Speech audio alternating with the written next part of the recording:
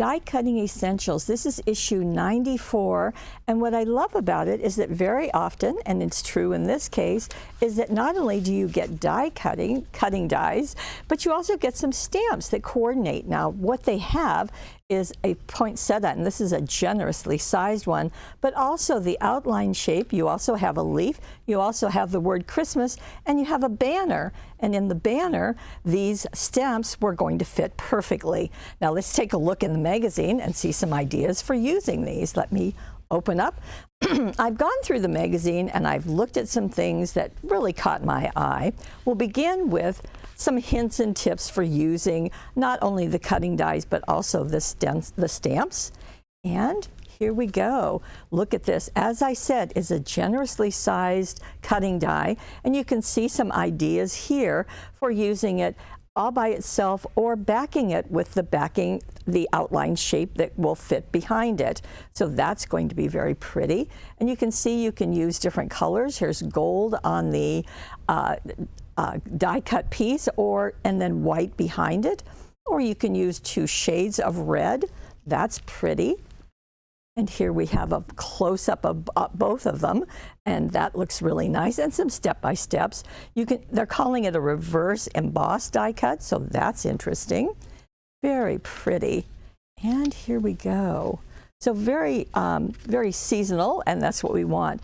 I tabbed this because I thought the colors were just so beautiful, and I'm sure that you have flower cutting dies. If you don't, we can help you with that. But I thought this was just a beautiful look at lots of different colors, and as we get into spring next year, you want to save this and take another look at it. So I thought this was very fun, using a variety of flowers. So we'll get back into using these dies. This is Brilliant Boxes is what it's called, and this is a modified explosion box. Now, Hunky Dory did a wonderful job with a Christmas explosion boxes, but this has directions for making just the one layer, and I thought that was very fun. And I will give you a hint, Hunky Dory will be back with non-Christmas explosion boxes next year. So very fun. There is a download for the pattern, so you can have that if you have the magazine. And let me see what else is going on. Here we go. Now this is doing more with the cutting dies, so making them into ornaments. I thought that was very interesting, using them for a gatefold card and putting them into an oval. I thought that was nice. And here we go. Let's see. Okay, this is doing an impressive inlay, and while this isn't using the dies that are here, I thought this was an interesting technique, and it's doing a watercolor look behind the cutout dies. So certainly you could use this with the poinsettia that is included, and that would be a pretty look. And here's some step-by-steps of doing that watercoloring behind them. And you could also use it with the Pixie Sparkles. That would be an easy way to do it.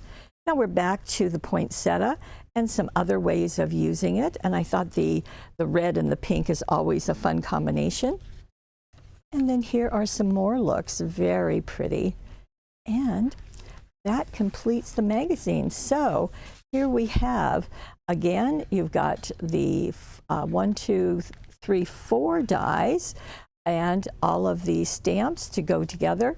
And again, this is exclusively at paperwishes.com.